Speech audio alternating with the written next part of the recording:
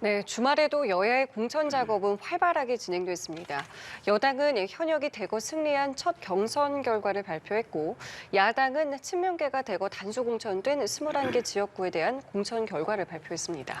민주당은 이르면 오늘 중 전략 공천 지역을 추가로 발표할 예정인데요. 관련 내용 포함한 정치권 이슈들 최수영 시사평론가, 김수민 시사평론가와 함께 짚어보겠습니다. 두 분 어서 오십시오. 안녕하십니까? 예, 안녕하십니까. 먼저 국민의힘의 첫 경선 결과에 대해서 두 분께 좀 여쭤볼게요. 주말 저녁에 발표됐고, 쭉 살펴보면은, 그러니까 지역구 현역들이 좀 승리를 했고, 용산 출신들은 특별히 좀 눈에 띄지 않는다. 이렇게 좀 요약해 볼 수 있을 것 같은데, 첫 경선 결과 어떻게 좀 보셨습니까? 네, 저도 보면서 느낀 게 역시 그 정치 신인들의 네. 진입 장벽은 매우 높구나. 그러니까 저는 이제 국민의힘이 이제 제도나 시스템 공천을 하겠다고 이제 이렇게 그 감산 현역 의원 감산 룰도 두고 그다음에 각 지역별로 다른 여론조사를 두지 않았습니까? 당원 네. 험지인 경우에는 이제 8대1을 하고 양지인 경우에는 이제 5대5를 하는데 이 모든 것들이 어쨌든 굉장히 좀 현역에 유리하게 작용할 수밖에 없었다. 그러니까 많은 감산 페널티에도 불구하고 현역이 약진했다는 것은 결국에는 이제 정치 신인들이 아무리 가점을 받아도 그 이른바 여론조사에서도 인지도의 벽을 넘지 못하고 그다음에 당원 투표에서도 조직의 힘을 넘지 못했다 이렇게 결론이 나겠죠. 물론 이제 정당이 이제 공천하는 방법은 두 가지가 있습니다. 이제 흔히 얘기하는 제도의 길이 있고 그다음에 사람의 길이 있는데 제도의 길이라는 건 말 그대로 이제 오픈 프라이머리 이른바 경선을 상설화하는 겁니다. 그다음에 사람의 길은 이제 전략 공천이나 단수 공천을 통한 이제 그런 인적 물갈이를 하는 건데 이 제도의 길이 잡음은 없지만 그럼에도 불구하고 인물 교체가 쉽지 않다라는 아주 이게 장벽이 말하자면 그 흠결이 하나 있는 거예요. 근데 국민의힘이 이걸 택했기 때문에 네. 지금 아무리 지금 어느 지역을 보더라도 이를테면 신인이 드라마틱하게 경선 이겼다라는 뉴스가 거의 없지 않겠습니까? 굳이 한다면 이제 현역이 불출마한 경우에 이제 단수 공천하는 경우는 있었겠습니다만은 그런 게 없어서 이렇게 된다면은 대통령실의 어떤 개입이라든가 이른바 윤심 논란, 그다음에 이제 이렇게 말하자면 대통령이 의중이 개입됐다 이런 논란은 잠재우고 그 말하자면 근거가 없는 걸로 드러날 수 있지만 과연 또 이것이 얼마만큼 또 이 쇄신과 혁신의 그런 모습으로서 국민에게 또 평가받을 것인가.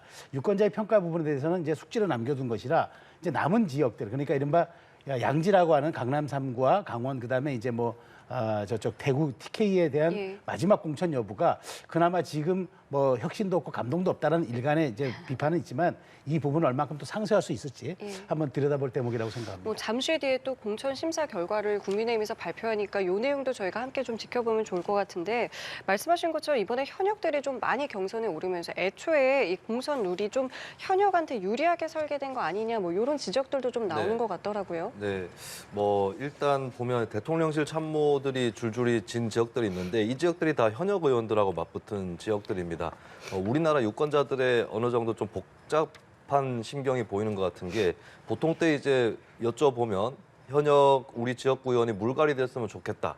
이런 얘기들을 하시는 유권자들이 상당히 있고 몇몇 여론조사에서도 그런 여론이 드러나 있거든요. 하지만 막상 이렇게 경선에 붙였을 때는 현역 의원이 굉장히 유리하다라고 하는 것이고 그리고 국민의힘이든 민주당이든 간에 현역 의원에 대해서 일부 감산점이라든지 이런 조치가 있었음에도 불구하고 또 한편으로는 정치 신인이라든지 청년이라든지 이쪽에 대한 가산점이 있었음에도 불구하고 현역 의원들이 이기고 있다라고 하는 거는 이제 현역 의원들이 공천의 경선 방식을 택할 경우에 상당히 유리할 수밖에 없다라고 하는 점이 있겠습니다. 그리고 이 경선에 일반 국민이랑 당원이랑 이 여론을 50대 50으로 섞어서 그렇게 배합을 하고 있는데 사실 이 공천 시즌에는 많은 그 강성 지지층이라든지 핵심 지지층 쪽에서 전화를 기다리고 있다가 받는 성향 이런 것들이 좀 많이 나타나거든요. 그러다 보니까 당심하고 일반 민심하고도 크게 또 괴리가 나타나지 않는 이런 현상들도 있었을 법하고요. 그리고 이제 오히려 당심에서 어느 정도 이제 일반 국민에서는 인지도 높은 후보가 더 유리하기 때문에 당심에서 이제 정치 신인들이 또 역전을 해줘야 되는데 아직까지 당 조직의 구성원들이 그런 마음의 준비는 되지 않았던 것이 아닐까 그렇게 좀 보입니다. 예, 자 그렇다면은 이제 남은 공천에서 어떤 것들이 좀 주목되는지도 두 분께 좀 여쭤보고 싶은데 어쨌든 지금까지 보면은 아까 말씀하신 것처럼 쇄신이나 혁신의 모습은 좀 보이지 않는다. 이것이 이제 어떤 이제 유권자들에게 어떻게 영향을 주겠는가 이 부분은 좀 생각해봐야 된다라고 하셨는데 개인적인 의견 좀 네. 궁금합니다. 일단 이미 늦은 거긴 한데 국민의힘이 이제 현역 의원 컷오프 비율을 굉장히 낮춰서 전체 한 7명 정도만 컷오프를 하도록 그렇게 했거든요. 이 부분은 좀 뼈아픈 실수가 아니었는가. 예, 어차피 경선으로 돌입을 하면 현역들이 대부분 당선이 될 거기 때문에 컷오프라도 좀 비중을 높였어야 되는 거 아닌가 이렇게 생각이 들고요. 다만 이제 남아있는 게 대구 경북을 포함해서 국민의힘의 핵심 지지 기반에 해당하는 이 지역들인데 이 경선 결과를 통해서도 현역이 탈락하는 뭐 그런 극적인 일이 또 있을 수는 있습니다. 그리고 이것이 이제 지역의 전통 지지층부터 시작해서 일반 민심이 현역 의원 물갈이를 해달라라고 하는 네, 이러한 민심의 발로라고 해석이 될 수 있기 때문에 당 지도부의 손을 거친 컷오프는 아닐지라도 경선을 통한 일부 쇄신이라든지 이런 것들은 또 기대를 뭐 국민의힘 입장에서는 해보지 않을까 이렇게 보이는데 다만 현역 의원들 중에서 비주류 이미지가 강하고 또는 뭐 친윤보다는 비윤 이미지가 강한 이런 의원이 교체가 돼버린다면 그거는 특히 대구 경북이라면 좀 상쇄가 되지 않을까 이렇게도 같이 전망을 해보겠습니다. 그동안 저희가 많은 좀 언론에서 다뤘던 인물들의 이름들이 좀 거론이 됐습니다. 먼저 권성동 의원의 경우에는 단수 추천으로 강원 강릉시, 그리고 이원모 이제 비서관 같은 경우에는 용인갑에 우선 추천이 되었습니다. 이 내용 좀 어떻게 보셨습니까? 네, 그동안 좀 말하자면 그 관심이 뜨거웠던 그런 지역에 대한 정리가 이루어졌다 이렇게 봐야 될 것 같은데요. 강릉 같은 경우에는 이제 그 권성동 후보와 그다음에 마지막 날 이제 공천 신청에 등록했던 오세인 전 검사장과 그 양자 그 경선도 예측되었고 뭐 여러 가지 얘기들이 있었습니다만은 예. 저 권성동 의원으로 단수 추천된 건 아마 지역에서 경쟁력이 좀 월등하게 나타나서 이렇게 정하지 않았나 싶어서 네. 또 권성동 의원은 이제 여러 가지 말하자면은 윤핵관 논란에도 있었음에도 불구하고 이제 권 의원이 최근에 들어서는 이런 부분에 있어서 본인은 이제 거리를 두고 있다라는 그런 얘기도 좀 약간 설득력 있게 좀 아마 전달된 것 같고요. 네. 조지현 후보 같은 경우는 이제 바로 며칠 전이죠. 윤두현 그 후보가 이제 드랍을 하지 않았습니까? 말 그대로 이제 불출마 선언을 하면서 그다음에 사실상 그랬죠. 무소속 출마를 선언한 최경환 전 경제부총리에게 힘을 도와줄 수 없어서 우리 나중에 이제 우리끼리 후보들은 이제 자중질환하지 않겠다. 그렇다면 전 조지현 후보가 당연히 이제 뭐 제외하면 한 분이었기 때문에 저는 선출될 것이라고 봤는데 예상을 뛰어넘지 않고 바로 이렇게 나왔고요. 네. 그다음에 또 이원모 전 인사비서관 같은 경우가 사실 강남에 이제 신청했지만 그럼에도 불구하고 당에서 전략 지역 배치한다 그랬는데 용인갑으로 돼 있기 때문에 예. 굉장히 이제 경기 서부 벨트가 이제 주목받겠어요. 왜냐하면 용인갑에서 시작을 해가지고 이제 수원으로 이어지는 그 벨트가 굉장히 지금 여당으로선 전략 지역 벨트가 됐는데 여기에 이원모 전 비서관이 여기에 또 합류함으로써 굉장히 이런 부분들도 이제 주목받겠다는 생각이고 그리고 이제 그 뜨거웠던 이제 영등포 을 같은 경우에도 말하자면 이제 박민식 전 장관과 그다음에 이제 그 박용찬 후보의 말하자면 경선으로 정리가 됐기 때문에 이 부분도 뭐 특혜 시비 논란에서는 좀 자유로울 수 있어서 그 무난했지만 그다음에 좀 약간 뜨거웠던 지역에 대한 교통 정리가 오늘은 조금 일부분은 이루어지지 않았나. 이제 나머지는 이제 강남 3구와 이제 TK가 되겠는데 그렇죠. 이 부분의 결과도 좀 주목이 됩니다. 예. 교통 정리가 어느 정도 이루어졌다고 말씀해 주셨는데 언급하신 것처럼 강남에는 이제 TK 지역이 남아 있습니다. 그런데 네. 이 부분을 두고 29일에 이제 쌍특검법 재표결을 의식한 것 아니냐는 이런 이야기도 나오고 있거든요.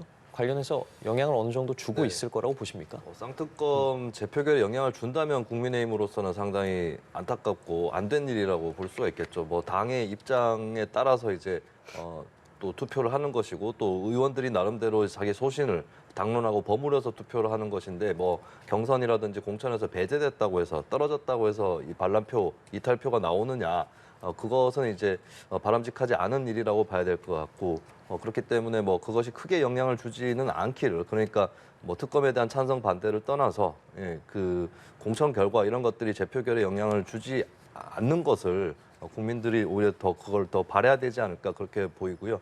일단은 이제 오늘 또 경선 공천 결과에 대해서도 얘기를 조금 해보자면 이제 일단 경산 지역 같은 경우 단수 추천에 포함이 됐는데 윤두현 의원이 불출마 선언을 하기는 했지만 사실은 여러 후보들이 더 경합을 하고 있는 그런 상황이었습니다. 근데 여기서 단수 추천이 됐다라고 하는 부분이 이제 지역사회에 어떤 영향을 줄지 이거는 좀 더 지켜봐야 될 것 같고 어쨌든 이런 뭐 특검법에 대한 영향 이런 걸 떠나서 대구 경북의 어떤 당심이나 민심 스스로의 쇄신 공천이라든지 이런 여부를 더 지켜봐야 될 것 같습니다. 예. 그리고 현재 뭐 공천 상황도 그렇고 선거 관련해서 한동훈 비대위원장이 총선 예상 의석수를 과장되게 말하는 것에 삼가하라고 지시를 내렸어요. 뭐 최대 160석 가능 뭐 이런 이야기가 나온 이후에 1시간도 안 돼서 관련 발언을 했거든요. 어떻게 들으셨어요? 그렇습니다. 이제 우리가 흔히 하는 이제 그 정치 격언이라고 할까요? 근데 정치하고 골프는 고개 드는 순간 망한다 이런 이제 얘기가 있습니다. 그러니까 바로 오만하게 비치거나 교만하게 보이는 순간 바로 이제 그 응징을 당한다 이런 얘기죠. 그러니까 우리 역대 선거를 보더라도 실제로 좀 오만하거나 그다음에 이제 좀 교만하게 보였던 그런 정치 세력은 어김없이 국민의 심판을 받았습니다. 그렇기 때문에 아무리 지금 좀 분위기가 좋아진다 하더라도 저게 이제 뭐 이른바 평론의 업계에서는 혹은 주변에서 이제 우리가 격려하는 차원에서 할 수 있으나 후보자가 저렇게 얘기한다는 거는 굉장히 더군다나 수도권 출마자고 바로 직전에 또 대통령실의 핵심 그런 관료였는데 그런 분이 저런 이야기를 한다는 거는 굉장히 대중에게 국민에게 또 오해를 불러일으킬 수가 있죠. 벌써 자만해지고 있나? 혁신과 쇄신 없이 벌써 이렇게 민주당의 실책에 기대거나 혹은 이렇게 해가지고 과반을 넘는다고 이렇게 얘기하는 순간 국민들 눈에 벌써 국민의힘이 굉장히 오만해지고 있구나 혹은 그 지금 뭔가 총선 승리에 대한 자신감이 너무 과도하게 있는 것 아니냐 이런 이제 나오기 때문에 아마 급하게 진화에 나선 것 같아요. 발언 1시간 만에 한동훈 위원장이 얘기했던 거는 아직도 우리가 흔히 이제 우리가 2002년도 얘기하면 그 히딩크 감독이 얘기하는 거 있잖아요. 우리는 아직도 배고프다라는 그런 지금 도전자 정신. 그러니까 실제로 국민의힘이 여당이긴 하지만 2당 아닙니까? 그렇다면 이제 1당을 찾아와야 되고 더 나아가 과반까지 해야 된다 그러면 더 치열하고 더 적극적으로 다가가야지 벌써 이제 부자 몸살이는 식의 그런 언행들은 굉장히 그 역풍을 불러올 수가 있죠. 그래서 한동훈 위원장이 저는 재빠르게 저거는 진화했다고 보고 앞으로도 여기에서는 이제 총선이 이제 40일 남은 상황에서는 누가 더 득점 포인트를 많이 하느냐가 중요한 게 아니라 누가 더 실점을 줄이느냐가 승부의 변수가 될 수 있기 때문에 아마 그런 측면에서 강한 톤으로 질책했던 것 같습니다. 예, 알겠습니다. 자, 이런 가운데 여야는요, 서로의 공천 상황을 두고 설전을 또 벌이고 있습니다. 국민의힘은 민주당이 이재명 방탄력 측정 평가를 벌이고 있다라고 주장을 했고요. 야당은 시스템 공천을 빙자한 한동훈 사천이다라고 주장했는데요. 들어보고 대담 이어가겠습니다. 민주당 공심위는 오로지 이재명 대표에 대한 방탄력 측정 평가를 하고 있는 것이 아니냐는 의혹까지 제기됩니다. 정작 이 대표는 지난 2년 동안 의정 활동에 충실했습니까? 민주당의 기준대로라면 이 대표 본인이야말로 하위 1% 아니겠습니까?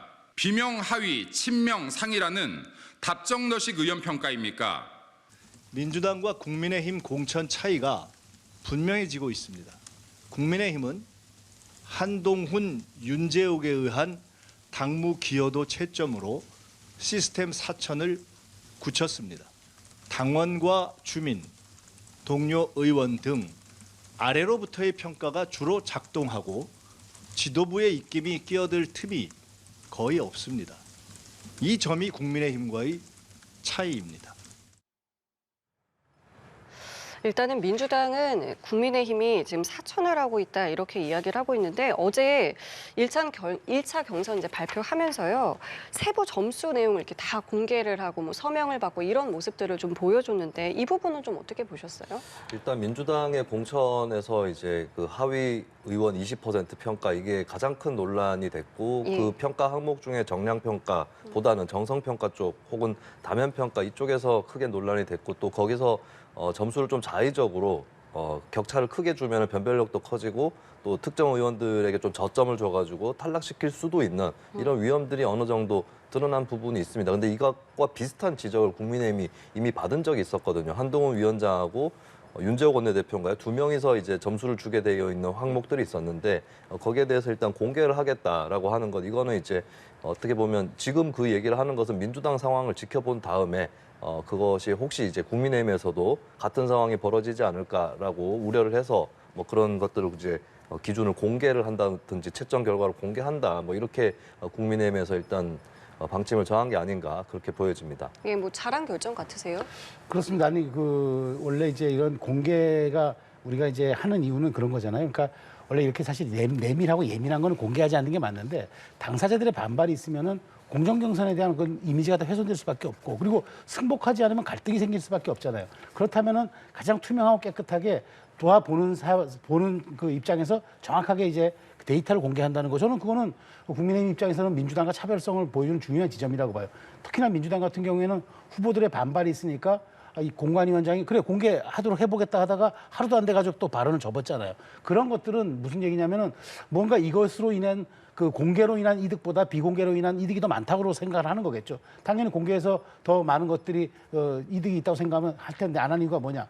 이게 뭔가 투명하지도 못하고 객관적이지도 못한 그 데이터가 공개되는 순간 오히려 더 큰 역풍이 불 수 있기 때문에 차라리 공개 안 하는 걸로 했다라고 이제 저는 이제 이해가 되는데 그렇다면은 민주당이 얘기했던 시스템 공천, 그다음에 제도화의 공천 이게 다 사실 허명이 되는 거죠. 그런 일단 측면에서 민주당에서 뭐 당원 당규상 안 된다고 안 된다고 하니까 예. 저는 100번 양보해서 그래요. 당원 당규보다 중요한 거는 그 이 총선 후보자들의 동의 아니겠습니까? 당이 균열되지 않고 당원 당규가 왜 있습니까? 당을 통합으로 이끌기 위해서 그렇고 당을 엄정하고 질서 있게 이끌고 가기 위해서 당원 당규가 있는 거지 분란을 만들고 갈등을 하라고 당원 당규가 있는 건 아니잖아요. 이건 정무적 판단이 충분히 가능한데도 불구하고 이렇게 했다는 것은 저는 민주당이 무언가 사천 논란으로부터 앞으로도 계속 자유스러울 수도 없고 이재명 사당화에 대한 논란은 끊임없이 나올 것 같습니다. 네, 관련해서 뭐 국민의힘은 계속해서 이야기하고 있는 게 이재명 대표의 이 방탄을 측정 평가하는 공천이다. 이런 이야기를 계속하고 있지 않습니까? 국민의힘의 민주당에 대한 공천 네. 지적에 대해서는 좀 어떻게 평가를 해봐야 될까요? 어느 정도 좀 분별이 필요하지 않나 싶은데 예를 들면 경선에 붙여가지고 이제 친명계라고 불리는 사람들이 경선에 통과를 한 사례들이 있습니다. 이런 것까지 다 포함해가지고 얘기를 할 것이냐? 예, 그것은 아까도 말씀드렸지만 국민의힘이 또 마찬가지로 현역 의원들은 경선에 들어가면 다 통과가 되고 이런 것들이 비슷하게 적용되는 거기 때문에 경선 결과에 대해서 특별히 얘기할 것은 없다라고 보여지고 그리고 이제 뭐 종북 세력이라는 표현까지 국민의힘에서 썼는데 이것은 특히 최근에 이제 민주당의 비례위성연합 정당에 진보당이 들어가게 되면서 이 얘기를 하는 것 같은데 진보당이 통합진보당의 후신으로 헌법적으로 인정되면 해산이 되는 거거든요. 근데 해산이 안 됐다는 거는 똑같은 정당이 아니다라고 하는 것이고 그리고 심지어 통합진보당 해산 당시에도 보면 판결문에 이 당에 있었다는 이유만으로 뭐 어떤 혐의를 적용할 수는 없다는 취지의 그런 판결문도 들어가 있습니다. 근데 종북 세력이라고까지 표현을 했다면 근거를 대야 되는 겁니다. 예를 들면 간첩단 사건에 얼마 전에도 간첩단 사건이 있었는데 거기에 연루가 된 사람이 있다거나 이런 식의 근거가 있어야 되는데 무작정 종북 세력이다 이렇게 얘기를 해버리면 이제 이거는 이념적인 낙인 찍기에 불과한 것이고 예를 들어 다른 뭐 각도로 공격을 할 수는 있어요. 운동권이라고는 했지만 운동권이 이제 뭐 한국 사회 평등을 주장하는 그런 세력이었는데 실제로는 그렇게 하지 않았다. 뭐 이런 식으로 주장하는 것은 가능하다고 봅니다. 다만 종북 세력이라고 표현했을 때는 이거는 본인이 특별히 근거를 갖추기 위해서 책임을 져야 된다. 이건 분명하게 지적을 하고 싶습니다. 예, 어떻게 좀 보고 계세요? 네, 그 지금 뭐 사실 지금 민주당의 위성 비례 정당도 사실 시민사회 연대라기보다는 그 말하자면 진보당이라든가 과거로부터 극좌 세력으로 이제 인정받았던 그런 많은 분들이 참여하고 있기 때문에 아마 국민의힘 입장에서는 민주당이 이제 그런 위성 비례 정당 연합도 실질적으로 뭐 이른바 경기동부 연합 같이 이제 뿌리를 둔 그런 사람들을 끌어들이기 위해서 한다고 이제 공세를 펼치는 그 과정에서 이재명 대표의 방탄과 호의를 위해서라면 과거의 어떤 그런 이력도 문제 삼지 않는다. 뭐 그걸 얘기하기 위해서 이제 종북 세력이라는 표현을 쓴 것 같아요. 그러니까 묻지도 따지지도 않고 그야말로 이재명 대표의 방탄에 옹의하거나 호의하는 세력들이라면은 무조건 만사 오케이 아니냐라는 그 프레이밍을 이제 강화하기 위해서 이제 얘기를 한 건데 저는 어쨌든 뭐 이 부분에 대해서는 이제 그 뭐 국민의힘이 당연히 김수민 평론가 말씀대로 근거 있는 공격을 해야 되고 또 지적을 해야 되는 것도 맞습니다만은 중요한 건 이재명 대표가 이런 말하자면 이런 논란으로부터 자유로울 수 없는 말하자면 지금의 모습들을 계속 보여주고 뭔가 투명하지도 객관적이지도 않고 비명에게는 가혹한 잣대를 친명에게는 무조건적인 어떤 특혜를 베푸는 듯한 이런 이분법적으로 보여지는 순간 이 논란은 저는 끝없이 갈 거라고 봐요. 종북 뭐 극좌 세력 논란이 아니라 이재명 대표만 옹이할 수 있다 그러면은 그 어떤 세력도 전부 자탕으로도 구성할 수 있다라는 그런 쪽으로도 공격받을 수 있는 지점이기 때문에 분명히 소재는 제공했으나 막 이런 부분에 대해서는 좀 더 정밀하게 타격해야 되고 그다음에 정확하게 공격해야지 잘못하면 또 역풍이 말릴 수도 있는데 어쨌든 지금 민주당의 비례정당 행보나 지역구 정당, 지역구 공천 행태나 봤을 때 네. 이런 국민적인 의혹은 상당 부분 내포돼 있다고 볼 수 있습니다. 예.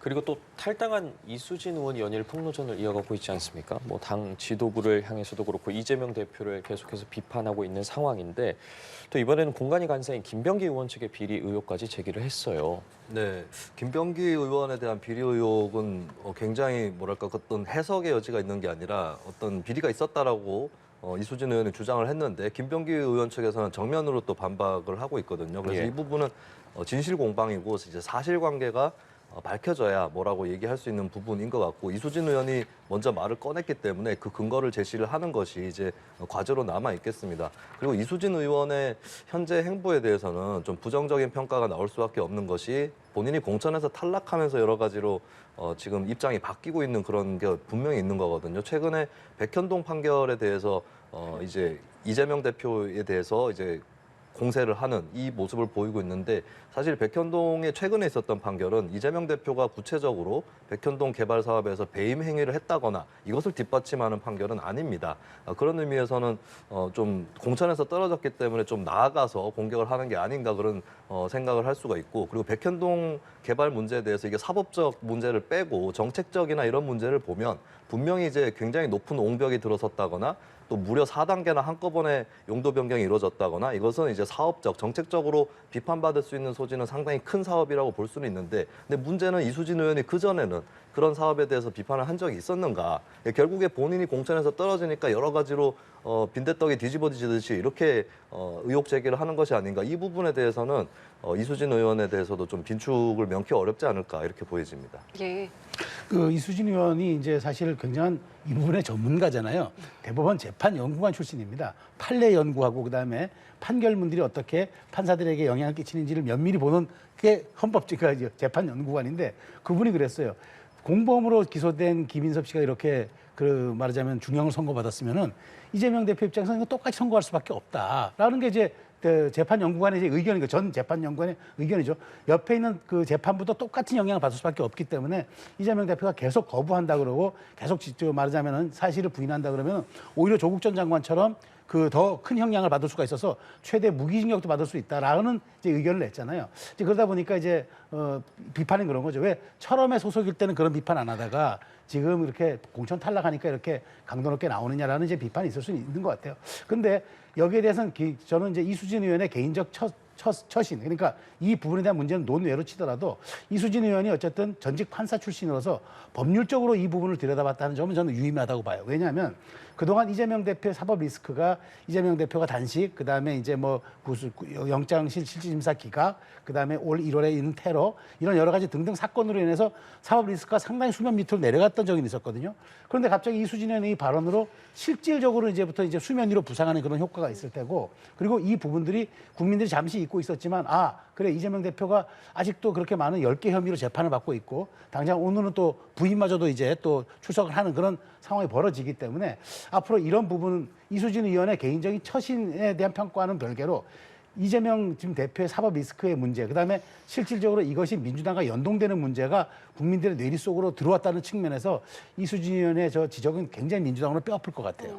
일단은 민주당 같은 경우에는 이르면 오늘 중에 또 추가 전략 공천 결과를 발표하게 되는데 아무래도 이제 관심이 모아지는 건 저희가 거의 한 달 가까이 이야기하고 있는 이 임종석 전 실장의 지역구 공천 여부입니다. 여기에 관련해서 정말 많은 보도들과 관측들이 나오고 있고 오늘 아침에 이제 고민정 최고위원 같은 경우에는 당내에서도 이렇게 고민하고 있는 건 사실 마땅한 인물이 없기 때문이 아니겠느냐 뭐 이런 주장까지 했던데 글쎄요 뭐 공천 가능성 뭐 어떻게 좀 보고 계세요? 네, 그 사이에 큰 변수가 생겼던 게 하위 20%로 선정해서 경선에서 감산점을 받게 되는 의원들이 사실 이게 경선에서 불리한데도 불구하고 박용진 의원을 포함해서 본인이 억울하게 정말 근거가 너무 희박하게 하위에 포함됐다라고 커밍아웃을 하는 이 속속 선언들이 있었고 예. 이렇게 선언한 의원들이 공교롭게도 다 비명계 의원들이었단 말이죠. 네. 이 상태에서 임종석 전 실장에게까지도 공천을 주지 않는다 혹은 공천에서 배제한다라고 하는 것은 민주당이 크게 역풍을 받을 수밖에 없는 일인 것 같아요. 그리고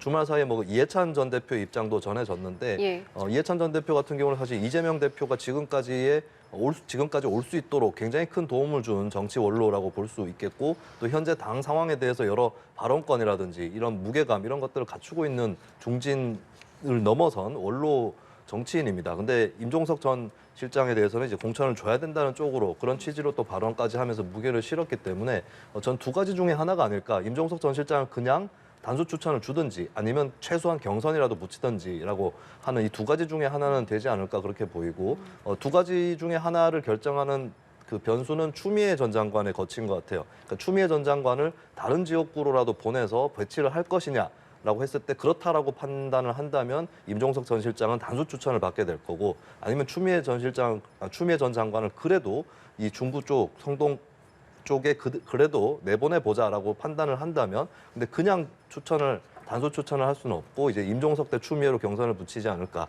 결국에는 임종석 단수 추천과 임종석 추미애 경선 두 가지 중에 하나여야 하지 않을까라고 봅니다.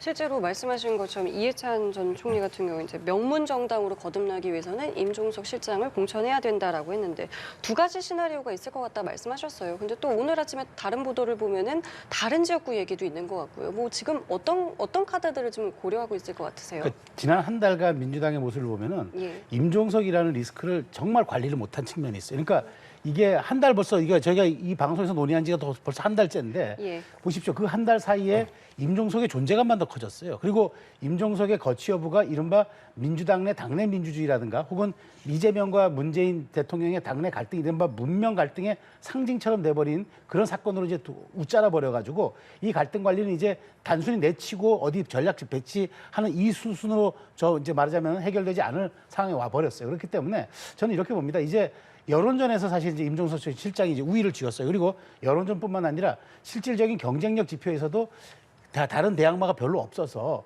이런 부분들이 이제 굉장히 좀 말하자면 민주당으로 고민스러운 지점이고 또 하나 홍익표 원내대표 같은 경우가 지금 침묵을 하고 있지만 예. 사실 홍익표 원내대표가 이 지역구를 양보하고 사실은 지금 서초로 간 거 아닙니까? 예. 여기에 대해서 홍익표 원내대표야말로 발언 지분권이 있는 거예요. 근데 아직은 침묵을 하고 있는데 저는 지금 명분이라든가 이 상황 모두가 이른바 친명 쪽에는 불리하게 작용하고 있다. 결국에는 이거는 이제 이 말하자면은 임종석 전 실장을 딴 데 보낼 수도 없고 본인도 받지 않을 겁니다. 그런데 이 상황에서 이제 임종석을 뺀다 그러면은 저는 지금도 그렇지 않아도 친명 비명 갈등과 이 공천 문제에 대해서 굉장한 논란이 있는데 이게 오히려 트리거가 될 수도 있다. 그래서 이재명 대표를 향한 그 화력과 어떤 비난의 집중도가 더 세질 수 있기 때문에 제가 보기에는 최소한 공천 보장이든가 아니면은 당내 반발, 그러니까 친명계 반발이 있더라도 임종석 전 실장에 대해서는 중성동갑으로 갈 수밖에 없지 않느냐. 그러니까 힘에 밀려서. 그렇다면 이 한 달 동안 왜 이렇게 이슈를 갈등 관리를 못하고 키웠습니까? 이게 민주당의 전략적 오판이라고 저는 생각이 되는 겁니다. 예, 어쨌든 민주당의 공천과 관련해서 이렇게 여러 이야기가 나오고 있고 또 최고위 같은 경우에도 어제 심야까지 경론을 이어갔습니다. 그리고 여기서 또 눈여겨볼 만한 부분이 김우영 전 은평구청장의 경선을 최종 의결을 했거든요. 김 전 구청장 같은 경우에는 아무래도 직을 유지한 채로 이제 은평구에 출마를 하면서 논란이 됐었는데 홍익표 원내대표 같은 경우는 반발이 상당히 거셌던 걸로 전해졌어요. 네, 일단 뭐 김우영 전 구청장 같은 경우는 은평에서 구청장을 했기 때문에 은평하고 전혀 연고가 없다거나 한 건 아니겠죠. 근데 다만 문제가 되는 것은 최근에는 이제 강원도 쪽에서 정치를 하고 있었고 강원도당 위원장까지 지내고 있었기 때문에 이게 논란이 커졌다라고 하는 건데 정치 도의상으로 봤을 때는 사실 강원도당 위원장을 했다가도 은평으로 돌아가겠다라고 생각을 했다면 그것은 도당 위원장직을 일단 사퇴하고 거주지와 이 정치 활동의 중심지를 미리 옮겨놨었어야 되는 부분 이것은 분명히 있다라고 볼 수 있겠습니다. 그런 의미에서는 좀 명분이 떨어지는 측면은 분명히 있는 것 같고요. 다만 이제 김우영 전 구청장이 단수 추천을 받는다거나 이런 것까지는 아니기 때문에 뭐 극단의 사태까지는 가지는 않을 수 있겠다. 결국에 이제 경선을 통해서 한 사람은 이제 여러 차례 이 은평구에서 지금 재선인가요? 강병원 의원은 재선을 했고 또 지역에서의 활동을 좀 열심히 하는 것으로 그렇게 정평이 나 있는 의원이기도 합니다. 그리고 한편으로 이제 김우영 전 구청장은 또 그 지역의 구청장 출신이었고 그렇다면 지역의 기반이라든지 민심 이것을 두고 정면으로 이번에 이제 싸워보는 이것을 이제 서로 뭐 해봐야 되는 그런 상황이 된 것 같고요. 그리고 한마디 제가 좀 큰 차원에서의 말씀을 첨언을 하자면 최근에 특히 이번 선거에서 보면 그 지역에 연고가 없는 사람이라든지 이런 사람들이 갑자기 공천이 된다거나 또 막 여러 지역구를 이렇게 다 보다가 들어가는 이런 사례들이 벌어지고 있는데 결국에 선거가 이렇게 치러질 거라면 전국의 지역구를 253개로 쪼개서 소선거구로 치르는 것이 무슨 의미가 있는가 이 부분 또 다시 좀 생각을 해봐야 될 것 같습니다. 알겠습니다. 자, 그리고 이에 앞서서 사실 이재명 대표와 홍익표 원내대표 갈등설도 네. 있었고 아까 홍익표 원내대표가 뭐 중성동구 갑에 있어서는 일단은 뭐 의견, 침묵하고 네. 있다라고 말씀을 해주셨는데 지금 이 부분, 그러니까 어제 최고위에서는 굉장히 좀 발언의 수위가 높았다가도 결국에는 이제 당의 입장을 따랐단 말이에요. 네. 그러니까 지금 어쨌든 그러니까 이재명 대표가 크게 대립하지는 않는 거라고 봐야 되겠습니까? 이 모습들을 좀 어떻게 보고 계세요? 그러니까 지금 속으로 불만은 많을 거예요. 왜냐하면